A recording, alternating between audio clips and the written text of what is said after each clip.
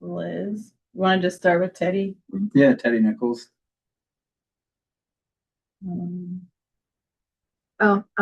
Erin Monroe, planner with Harmony. Yeah, I'm Allison Ehlert. I'm a planner with Harmony. Ray Langman. Jason West. Claire Brandhorst. Mel Cragen. Sarah Warhol. Nice. And Sarah, you're our representative from the board. Yeah, we didn't. It's funny we didn't talk about who was coming today. It just ended up being me by default. Seems like So I it's- could yeah. set this up. Seems like it's you And then you have Liz. and Liz on Zoom. Liz Thackeray on Zoom. Great. Adopting the agenda. You'll probably need a second. Do we have a Second, motion or a motion Yeah. second? All in favor?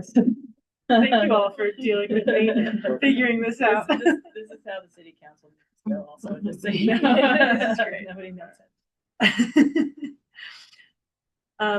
Public comment? Don't Um, have any. Yeah, I mean, there's no public here. Yeah.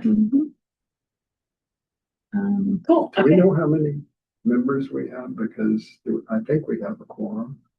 Oh, yes. 1, 2, 3, 4, Well- 5 of us here today. Yeah, I think there's 9, but we don't need a quorum because we're not making any decisions. Oh, Yeah, good.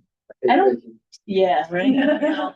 Just discussing today. Yeah, so I think I don't have any, I haven't talked to Katie about this, but as far as the advisory team structure goes, we are just like generally recommending things to the board, not like officially making. Yeah. Any decisions. Yeah. And if it does come to a point where, maybe the board reaches out to the advisory team for like an official recommendation, then we would need a quorum and make a motion and that kind of thing, but we haven't really done that yet. So far, you guys are just helping me with this plan. So, yeah. That was the spreadsheet. What you're sharing today? We were Talking about or talking do you about have the memos that I sent out. Yeah, I sent them out on Friday last week, so, they're in the email. That might be the easiest one. I also printed them out if anybody wants. Take a big copy of that. There's that. And there's the other one. That's what I thought, I think. Yeah, looks like it. You want color copies? I think, unless you think I'm really not understanding. Are you on the needs assessment somewhere? Yeah, we can start out with the needs assessment and then we can talk about public outreach follow-up survey. That needs assessment, hopefully you guys had a chance to just take a look at that. It's it says in there, I described it as like a brief summary of the needs assessment, and then we will flesh it out and add a bunch of maps and get it all formatted and stuff for the final or for the draft report. But these were like the statistics that I had a good handle on that I felt like were pretty valuable at this point. Like, well, there's some other things that I want to include that take more mapping and analysis that we'll get in there soon, but these were the kind of like the basic things that came out of the National Park Recreation and Park Association agency performance report. So that report, if anybody's interested, I can send it to you, but it's they just did a huge nationwide survey of rec districts and asked them all these statistics, and so we have these benchmarks to compare for all those things that are in that memo. And what we learned is that, well, first of all, does anybody have any like questions or need any clarification on anything in there from when you were looking at it before we jump in? My only question was, how confident are we that we have everything listed in here? And the inventory? Yeah. Yeah, I mean, I don't know. I feel like 90% confident, but I'm still definitely relying on you guys to throw it out, anything that you see that's missing. I know there's a couple things like the Victor Skate Park opened while I was doing this analysis, so I'm gonna add that. And the Victor Rock Park, which is like in process. And the Teetonia Fairgrounds are not in here. So I need to add that. But if there's anything else, then feel free, because it's still, it's a work in progress. Definitionally, the difference between a community and a neighborhood park, is there some, I didn't publish that in here, but I can add that clarification in the, and that clarification is? I think it's just the size. Oh, I think it's like, I mean, I didn't include the definition because I felt like it was kind of an intuitive scale-based thing. I Like, didn't pass. it's like a community park is intended to serve the town or, community wide. And then a neighborhood park would be more what a developer might put in a subdivision that's smaller in acreage and more focused geographically. So usually fewer amenities. But those definitions come out of the National Recreation and Park Association report. So I would have to grab their definitions to make sure that we're being consistent. So I will add that. If there is stuff we're missing, is it easiest just to email it to you? Yeah. Okay. And then I guess my only other comment I was just gonna mention was towards the bottom of this list. I think the facilities inventory list. I thought some of those amenity types were kind of confusing. I didn't know what arena was at first, and then as I read through, I figured out that was horse arena, I assume. Yeah, I think in the national agency performance report, arena refers to a few things. And in our community, it's definitely horse arena, but in the public comments, we got a lot of requests for a roller derby arena. So I kind of left it vague intentionally. Okay. Because I think I'm not like a facilities planner, but somebody who does create facilities could potentially have a combo arena. Yeah. It's just like an indoor. Yeah. But we do have an outdoor horse arena in Victor too. So I guess it's just like, Yeah. I intentionally left it vague because I didn't want to get in the weeds with defining what that is for the methodology of this, I guess. What about overlay field? I have no idea what that is. Yeah, I don't even really either. I just, But I will, I'm not saying this to be critical of you in any way. I just think that could be Yeah. a point of confusion. In the I will, public. definitely these things are going to be in the plan to make it less confusing when we get there. And also when we go through this, I'll ask for your feedback about whether we've included this list of amenity types because that's what we have to compare to. And we don't, if they all seem pretty relevant to me for our community, but if you guys have other thoughts about it, we can remove things. And also I included this other little table in figure 8. That's things that aren't included in the national performance list, but that are really important for us here, like boat ramps and Nordic trails. They don't measure those nationwide, but like for us, those are like main recreational activities. On river access, can we add old right-of-way road? Yeah. Yes.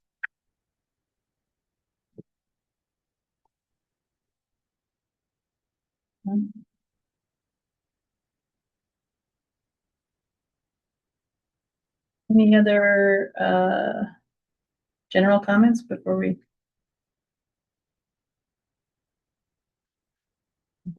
Surprised. Golf, you could add Victor. Is that not in there? No, just Targhee and Driggs. Mm. Just when it comes to golf is also spelled with a C. But it's a K in this sheet. I'm a big disc golf. Yeah. Noted. I was surprised we had 31 free restrooms. Yeah, It doesn't seem like we do, but it doesn't, but I guess like pit toilets and all all a few boat ramps and and they've been adding them. Yeah.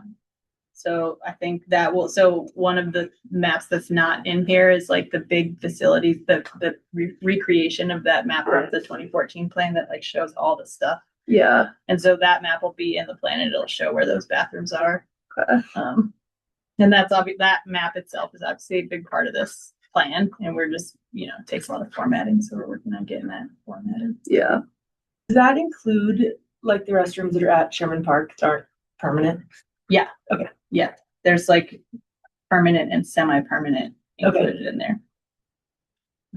Oh, yeah, it says. And also, yeah, so that like those porta potties we counted those.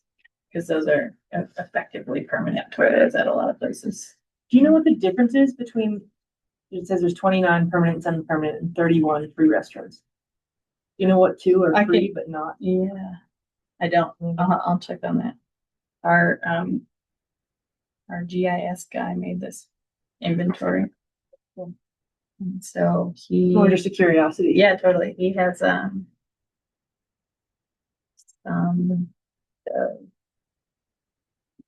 rationale for that, which I don't know what it is.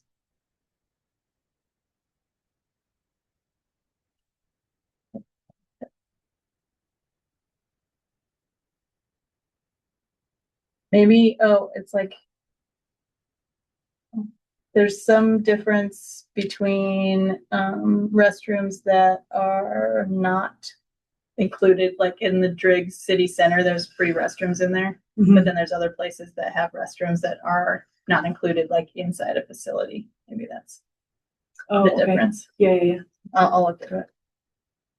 I'm also conscientious of not making these reports like ultra long, because I know that Oh, yeah. 99% of people aren't going to read about the description of the difference. Yes, But totally. it's also really important to know what's confusing, because you don't want people to be reading your report and be like, I don't understand this. Yeah. So this is excellent feedback. Tetonia just added a pickleball court. They just redid their Oh. basketball court and added pickleball as an option on the same court. So I'm not Yeah. sure if that, Yeah, the way that these are multi-use or if it's- defined, some of the definitions say it's like exclusive to pickleball. And some of them, so then like if it's basketball and pickleball, it would be under multi-use court. Yeah, so it's a So- multi-use court now. Yeah. Oh, and we have 0. And they have a new bathroom up there, but they already had a bathroom that it's replacing, so. Okay. Yeah. So that's the same Count. number. I also thought it was interesting, we have pickleball courts listed as one, but I think there's actually 6 over there at Driggs. Yeah, it's a, Yeah. One facility, right? But like, I don't know how you officially count that, I guess. Yeah, I'm not, yeah, I don't know. But I think that's just like a value choice that we made because like with the trails, we didn't decide to count every single trail. We decided to count trail systems or like trail heads. Okay. So that would be like a pickleball facility. Gotcha.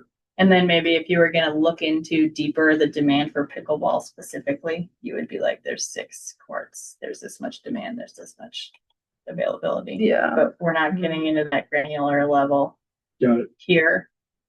and none of the Um, comments say more pickleball, so There is some pickleball. there were some comments, comments, yeah. okay. There we go. I was like, it seems like, I like Yeah. pickleball. It seems like it's a- The only reason I brought it up is because that was one of the ones you said was underserved. Yeah. Yeah. I was kind of surprised by that. Yeah, I was too, so maybe I'll look at that for sure. Yeah, that's surprising to me. I mean, pickleball is underserved according to the public comments, like people want more pickleball. And it's probably the indoor spaces. So Right. we're gonna be working with the school district, I think, to get more.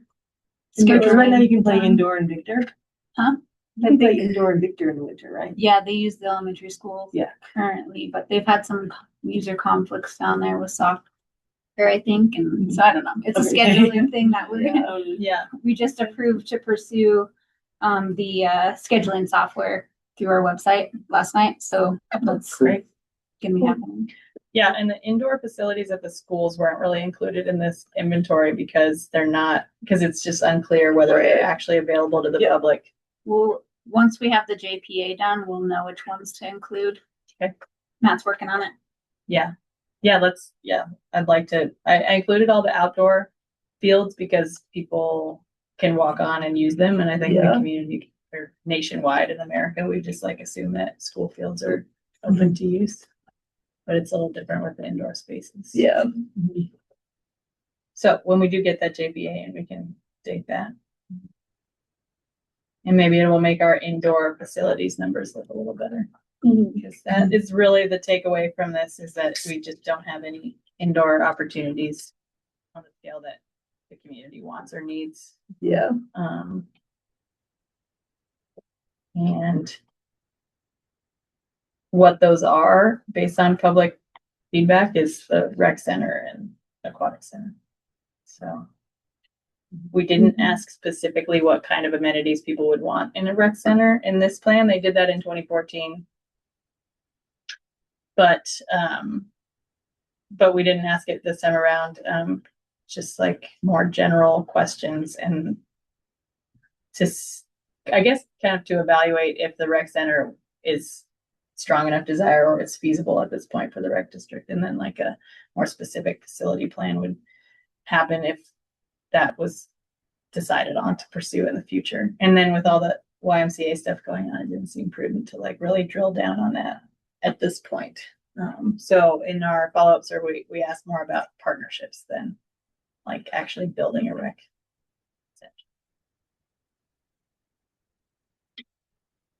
So I don't know. Do you guys have thoughts about that? Does that seem like the appropriate thing to do, or do we want to? We still can ask more questions of the public if people are interested in getting more details about what people want, or like what we want the rec district to be presenting in this master plan as far as our way we're going to spend money.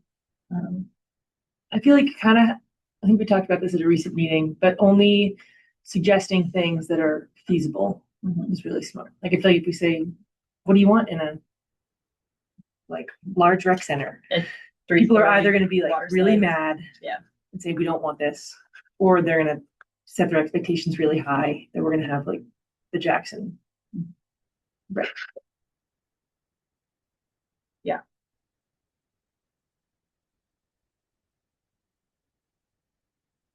I mean, I think part of a rec center is just the indoor facility, like you talked about. I think that checks the box for a lot of people, I would guess. I don't want to assume that, but that's kind of what it seems like based on this. Yeah. And whether that's, a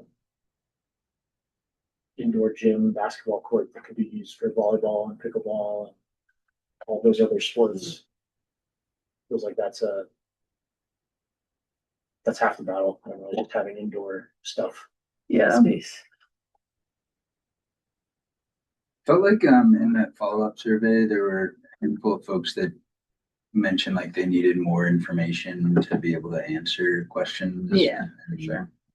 That kind of made me just wonder, does the rec district need to have more of a campaign to help people understand like what is like a realistic outcome or goal, or what are the finances involved with the rec district? And no, it can't just pay for a rec center. I felt like that was fairly eye-opening for me when like one of the first meetings we had of like learning kind of actually how this process works. And I think a lot of people are in the dark. So I feel like if there was like an additional survey of some sort, making sure there was a way to educate people on like what's potentially feasible. I think those people were overthinking it too. Like, Sure. It's like, what do you feel? Like, do you want to like take better care of the old stuff, or do you want something shiny and new? And like that was kind of the gist of the question. We tried to but keep they it were really simple. overthinking it and got it in their comments, which is fine. Yeah. But it's just a balance between losing survey takers because they're like, I'm not reading all this. Yeah. And then like having overly general questions. But I agree. I think it would be really helpful because of transparency and like community buy-in. There's still some, you guys saw a lot of the comments are still like, you guys need to justify your existence and show us what you're doing with the money. So make actionable steps. But also some of that is unrealistic. Like you can't just like buy stuff. And really, realistically, we just got the money in January. So I think a lot of people don't realize that. They're like, well, I paid my taxes in December and I think something should be happening. And while we did borrow money, we wanted to be frugal with it. We weren't just going to go out and start spending money we had borrowed. What if? 100%. What if it got repealed? It's still possible. So do you guys think that's a useful messaging to put in our master plan? Like, should we be including some of that in the master plan that we publish, or do you see that more as like a separate kind of message campaign that we can feel like maybe like a separate message. It's like maybe a short video, just something like very accessible that says like, what is a rec district? This is what it is. This is different ways it could look. That's very just like not even about what we're doing, but would hopefully help folks understand like we don't have anything. Yeah. We can't just like do things with nothing. We Right. have to create the partnerships first and then figure things out from there. We do have in the scope that I'm working on, that Aaron and I are working on, we have a story map, which Yeah. will come at the end of the plan. So that would be like a pretty accessible, public facing, like scroll Mm-hmm. situation that has a brief of like the planning process and the master plan and what happened. So we could potentially include some of that content in there, Mm-hmm. but we don't have like, as far as like making a video or something, that could be something the advisory team takes on if you guys want to produce some content. But we'd have to like go to the board and ask for an additional scope to like do something like Right. that. Yeah. I think it could be useful in the master plan just because the district is so new. Yeah. But the last master plan was put together without the district being in Right. existence, so. I don't know, maybe if there's some projections on how that budget evolves over the coming years, that might be useful for the public to see. I second that. yeah. I agree with you. So like a brief history of how the Yeah. district was formed and what steps got us here. Yeah. Yeah, that sounds good. We could put that in there. Because the last master plan was built with no budget or Yeah. plan really. No, moving forward. the last master plan was like trying to get a district. Right, Yeah. It's like, And succeed. and we didn't work. so who knows what this one can be. Yeah. So we could get something on the agenda to approve what exactly, how should I word it to the board as far as getting approval or something like that? Well, I think if we're just gonna write a, copy about the history of how the district was created and whatever, then that's background information that's already part of our scope to like include in the master plan introduction. But if we wanted to produce an extra piece of promotional material, like a video or something, then that would be extra scope. And if the board is interested in that, then I could make a proposal and get it to you, like with a cost estimate. Or if we, or the advisory team could use their volunteer hours to, put something together using whatever AI tools you want to use. Yeah, that would be another option if the board doesn't want to authorize additional budget for it. I think more bite-sized pieces of information, like a video or other means would be good because when I was going through the sports and wellness petition drive, I was the only person I could find that had read the previous plan. It's it's bulky. Yeah. And it's important that it covers all the information, but there's very few people in the community that consume it. Yeah, noted. Yeah, I agree. So the story map that will come at the end will be pretty bite-sized and like very accessible, but it'll be focused on like the master plan content. Right.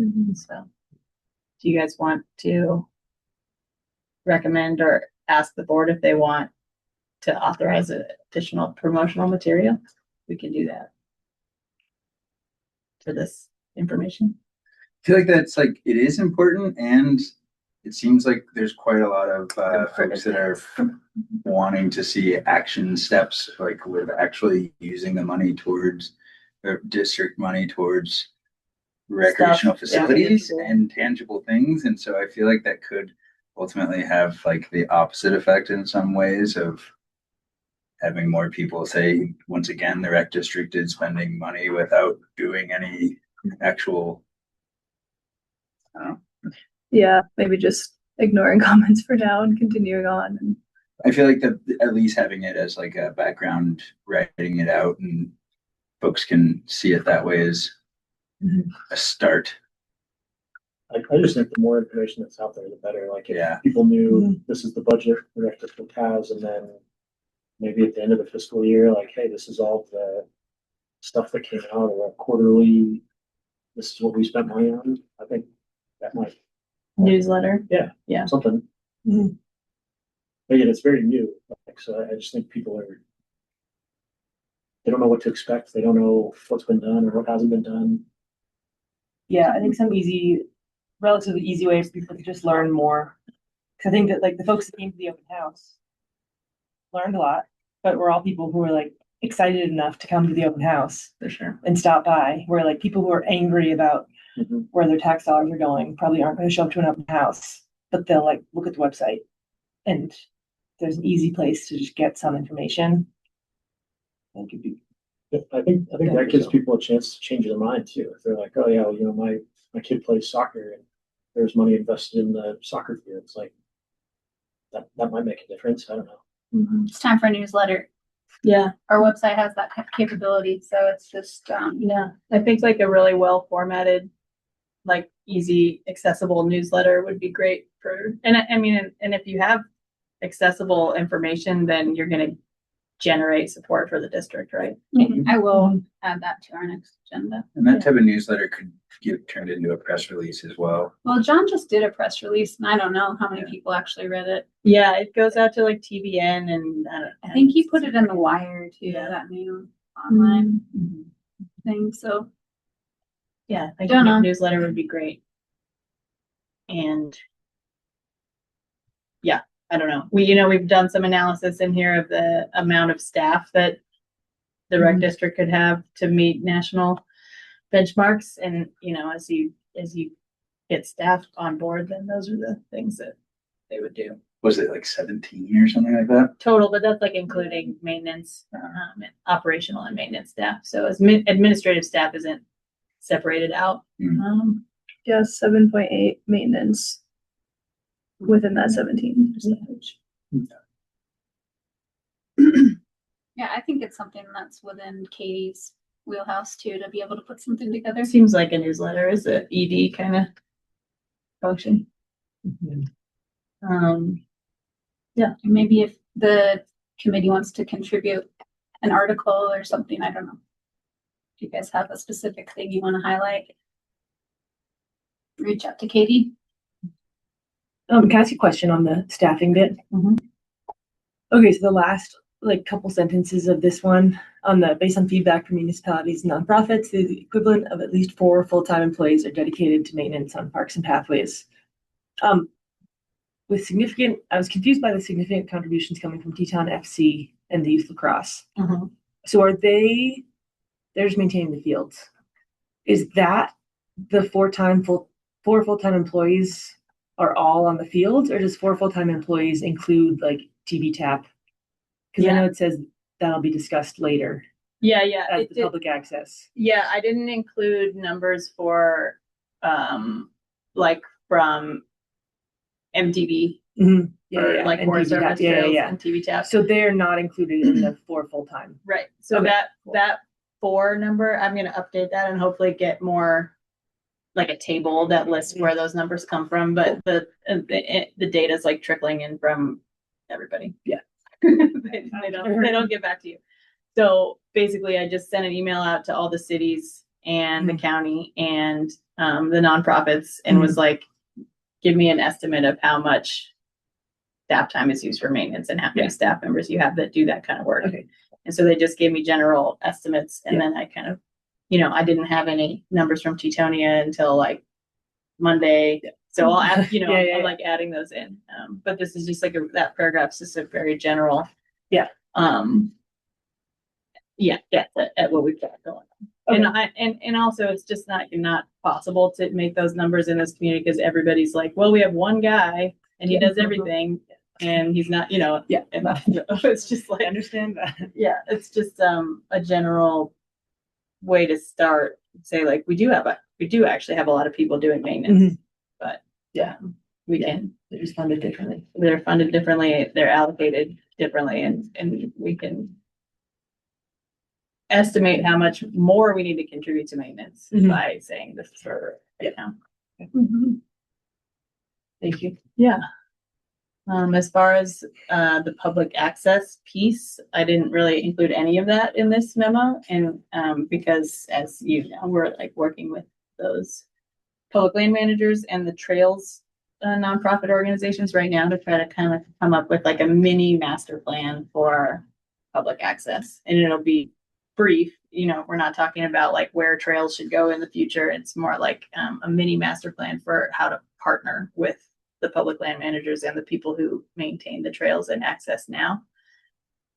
And what the highlights of their needs are. So whether it's specific locations or maintenance staff or pumping toilets, like whatever the public land managers are focused on, and how the rec district can contribute to their future vision. So that will be a totally separate section. It'll be like its own little chapter of this plan. And because it's not like, yeah, it's just not part of what the national inventory and facilities performance. They don't measure any of that. So doesn't really, it's hard to make a needs analysis with data about the public lands. And you know, the Forest Service and them already do that kind of planning. So it doesn't make sense for us to duplicate it. That's more like, how can we contribute to their master plan? So look for that later. I do want to make sure we get out of here on time, but let's move on to the public outreach result. Any high-level thoughts here? And we already kind of went over some of this, but we did get a lot of responses. We can't say that they're representative, you know, because it just went out on Facebook and and flyers. But we, you know, in order to have that officially statistically representative sample, it has to be random. And that's really only achievable through like mailers or other really expensive things that are labor intensive. So in order to just get this one out, we just put it out. Do you know what it costs to do a mailer to the community? I mean, We just got one about being in the bear zone, so yeah, like the county just did it. yeah, the county just did it. I mean, I don't know what it costs. And I don't know, like we didn't include that in our original public outreach scope because it was like, I mean, we talked to John and Katie about this when we were putting the proposal together. It's like, we could spend a lot of money on one round of survey questions and try to make it statistically valid. And we wouldn't get like that much information out of it. And it would cost more money to get the statistical validity. Or we could do like more questions and more rounds of questions and have it be just like kind of a general. I was just thinking like a simple postcard with how to take the survey online, because I feel like there's a lot of people that aren't on social media that maybe if they just got a little paper postcard in the mail, not something shiny and flashy, but maybe in color, but They could also be like a newsletter type thing now, right? Like put it into the newsletter or press release and get it out through Teton Valley News or something way too. yeah. But then it wouldn't be random, Yeah, right? Yeah, the random sure. It's like this, it part seemed of like this. there were a few things that I was like, wow, I didn't realize this many people cared about the rock gym. Like, just felt like It got in the hands two-thirds of of that the group. Yeah. Yeah, there was somebody who like sent Yeah. out their buddy. Right, they mobilized for that. Distributing, I think, too. Yeah, Yeah. and I had a QR code like right next to where the rock gym used to be. That makes in the sense. So yeah, Welcome center there. Yeah. Yeah. So like, which makes sense. You know, like you want to get it out there, but it I did. saw people like coming in and like seeing no rock gym and then like seeing that and like Yeah, like I have my comments. Yeah, It's also just really hard in a community of our size to get statistical validity. And mailing, mailers are like the classic way to do it, which is like generally accepted in planning. Like you send it out in the mail or you attach it to people's power bills. But you know, this is something we discussed. I don't know if you have thoughts about this, Erin, but just like, I don't get a paper bill anymore, you know, for the electric bill. So I don't, you know what I mean? So like all those established ways of doing that random sample are, in my mind, they're not really valid anymore anyway. So it's hard to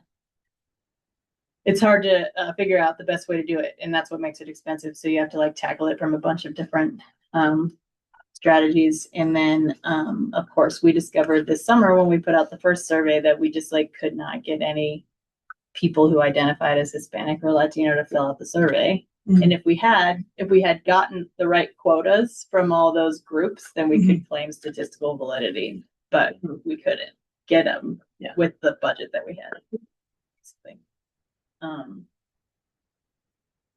Which is disappointing, but it's also just like not surprising, right? Right. Yeah, we went out to like soccer games, and I went and put flyers up at like every single grocery store, like every single Spanish group. But you know, people don't feel that good. So Yeah. Ongoing challenges. But I agree, Sarah. I would love to like, you know, if we could do a project like that, or if we had another public outreach objective to fulfill where we could like really focus on doing that, then it would be really validating for the plan. I feel like we had postage or some type of mailer in the budget for thinking that we would send at least one out in the first year. So I think it's in there in our administrative stuff. So I can look into that. Yeah. And then maybe just talk to some of the people that we just got them, like 10 Cup just sent out sponge now. Yeah. I don't know. Yeah. I mean, we could talk to the community foundation about what they spend on doing that and get a good estimate for And it. there's where like shiny. I feel like Well, I don't yeah. I don't know if like the actual media itself is the expensive part. It's more like compiling the Postage. address lists and the postage, and then like doing the, you know. Well, it seems like people have a way, so maybe they let us piggyback on what they're doing. We can definitely look up all the addresses in the county on the GIS database, but you know, that takes a few hours to export and compile and edit all those. And a lot of those, I mean, you do that when you send out public notice for any kind of public hearing. A lot of the property on your addresses are in California and wherever else. So you know, you're need out some of that. Yeah, and it's so in that regard, it's also hard to reach the renter population unless you're like physically delivering them to people's doors, which is another way to get statistical validity, but it's not, you know, that's really expensive. So then you're like going door to door. But that's something that you could do in like Teutonia because there's not that many doors. But You might end up with more Hispanic population doing it that way too. yeah, exactly. If you could go, you know, walk down certain streets. But it would be, I mean, I tried to target specific neighborhoods with flyers when I did that in the first round, but yeah, it would be a benefit. The public outreach campaigns that I've done the last few years, I feel like it would be a really huge benefit to have like some community leader, some person who's not me, who's somebody who's like Spanish speaking, who like is involved with the Hispanic Resource Center or whatever, who like has time and capacity to help out with these things that we could pay to do that. But that person doesn't really exist as far as I haven't been able to find that person. So, yeah. So if we were going to do like a mailer or something like that, what would we want to ask people? The same questions, like what do you want from a rec district? The general things, or maybe after all the information that we've already got? Summary of what the rec district is. Yeah, that's summary of where what it that's our is. outreach instead of a video. And then maybe if we had it more narrowed down to like, these are the 3 avenues we're thinking about going. That way they can just, it's less open. Like we did all the open stuff, and then it's like Avenue 1 would be maintaining these facilities better as partnerships with them. Avenue 2 would be like acquiring the old climbing gym space. Avenue 3, and then it's less like, I want a pool. Yeah. and more like, what would you pick of these three Yeah, give them a- options? Yeah. Yeah, that might be something that comes after the master plan, because you know, Yeah. like the master plan's a long-term general document where we're like, what is our community vision for this in 15 or 20 years, or like by the year 2040 or something, which is why we ask those general questions, and we're gonna put this together based on the data and this and that. But as far as like specific budgeting tracks or priorities, that maybe because our master plan is going to have all this data and all this analysis, and then it's going to have a section at the end that with our recommendations, right, and our criteria for how we came to prioritize those recommendations. Like everybody said they wanted a pool, so that is high on the list. So that's at the end of the plan. But then from when the master plan is complete and we have that list of recommendations, maybe that's when we send the mailer out, and then you guys have like more specific direction for your budgeting. There needs to be a public comment period too, right? Before we adopt it. I don't know. I mean, that would be in like the charter for the rec district. I mean, there will be. We'll publish the draft, and it'll go to you guys for a public board meeting. So I guess that would be the public comment period. Yeah, so maybe that's it. Yeah. I feel like, what's the general timeline of the master plan being complete? In the fall this year. Okay. Yeah. I feel like that'll be like the first big win for the district of showing like we are creating a roadmap, and here is the roadmap, and that will help people know like, oh, we're not just having the funds for an indoor pool right away. So I feel like, that's just helpful. Then, Yeah, I agree. There's some informational campaign we can do around publishing the master plan that will probably help a lot. But on that same note, since we're almost up with our hour, I would like to point out that our next task is the vision statement for this master plan. So we were planning on doing another public survey question. But we'll create that draft vision statement or options for that vision statement and bring it to you guys before we put it out to the public. So what we're going to do is go through all of our planning documents that we have in the community, you know, for our comprehensive plans and our master plans and whatever, and kind of extract what other public outreach campaigns in the past have come up with already, instead of starting totally from scratch, which public outreach for visioning is like really in-depth and expensive. So we opted to not do that. We're going to start with like kind of a meta analysis of vision statements that we have in our community already, and then kind of take the public outreach that we have and kind of craft that into a vision statement or a set or a menu of choices, and then come to you guys and have the advisory team create a vision statement for the master plan for the rec district that we will then put out to the public for validation. That makes sense. And we can put out to the public a menu of options as well, as long as it's clear cut enough, right? Because we don't want, this is not the kind of thing where we want to ask the public, what do you think the vision statement should be? Yeah. We need to present them with some pretty concise information and have them validate it. And it's also another opportunity to throw a couple other questions in there if we want to get more information. I was thinking about asking about programs, because we just, you know, Sarah put these charts up there, like people just don't want new programs according to the last round of, which to me was a little surprising. I feel like if we asked a specific question, then we would get a lot of feedback. Like, yeah, we need more out of school time programs on Friday. But for some reason that hasn't come up. So I kind of am curious to ask about what kind of programming people would like, even if they only want it to be 5% of the budget. Because that could be useful information if the master plan is not updated for another 15 or 20 years. I wonder if people are thinking the programs we have, maybe how could they be improved? Because there's a lot of room for improvement. Yeah. In what we already have. Right. And we do have a lot of programs, right? We do. Yeah. So maybe that's people's thoughts, is they couldn't really, I mean, there is stuff going on Fridays. There's programs that could be happening on Fridays that aren't. So maybe it's not creating anything new, but like expanding what we already have to Yeah. what community needs. Yeah.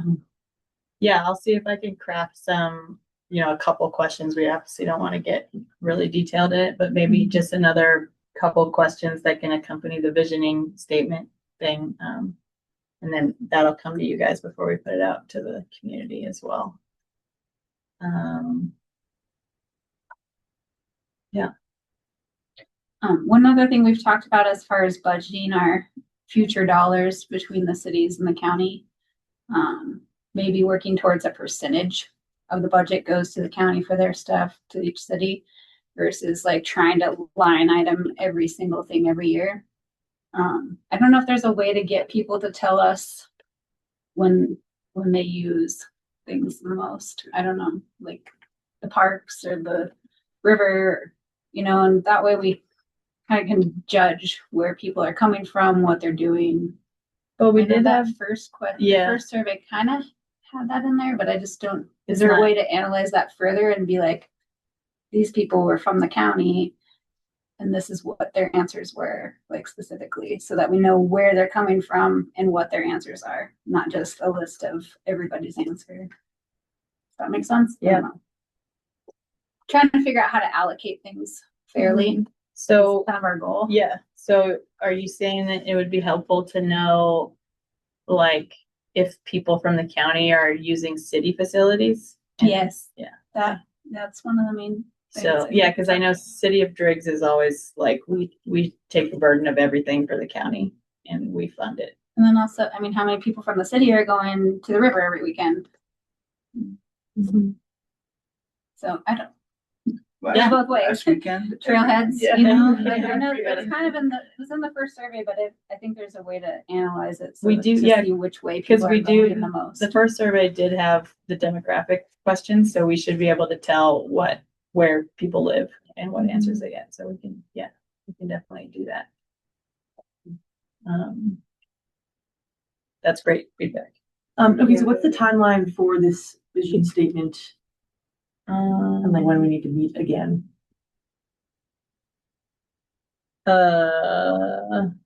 Well, I would say in another month would be a good time frame if that works for you guys.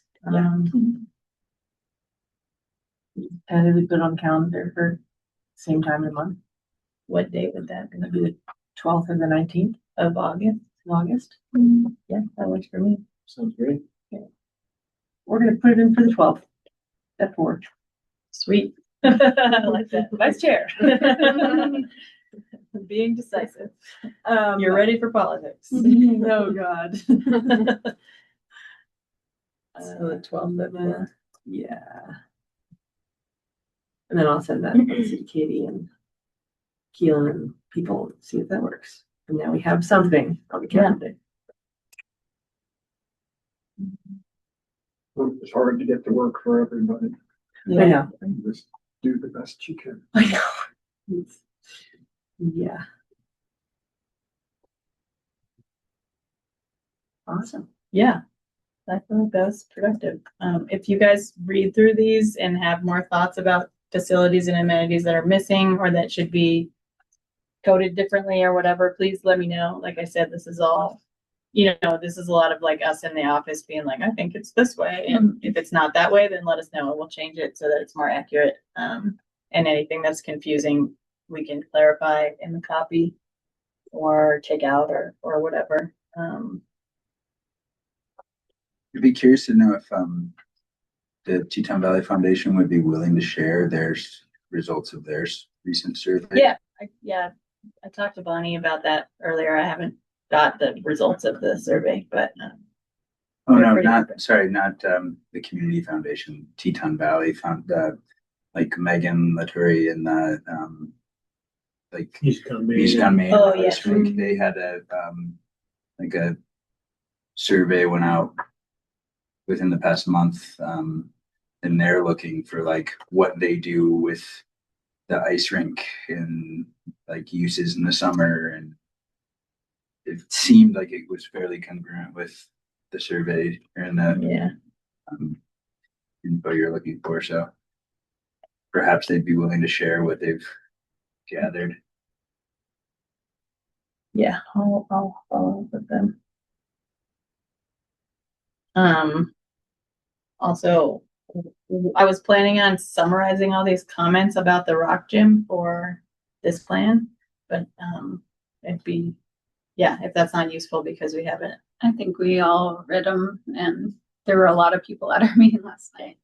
We had to get a lot of extra chairs, like this room was full. We'll just include that in the like planning process. We'll be like, this happened, and then a rock gym advisory team was convened to work on this project, and we had this much community feedback to requesting a rock gym. So we can leave that little section out there. Cool. Great. If you guys have any visions, you can feel free to send them to me ahead of time. We'll be brainstorming on that in the next one. Cool. Yeah, thanks for coming, everybody. Thank you. I like Thank how, you. I like how casual these meetings. We Now have we to adjourn. adjourn. Yeah, we have to have a motion to adjourn. Motion to adjourn? Second. All in favor? I'll Good learn job. better. Our non-like Utahns ones are very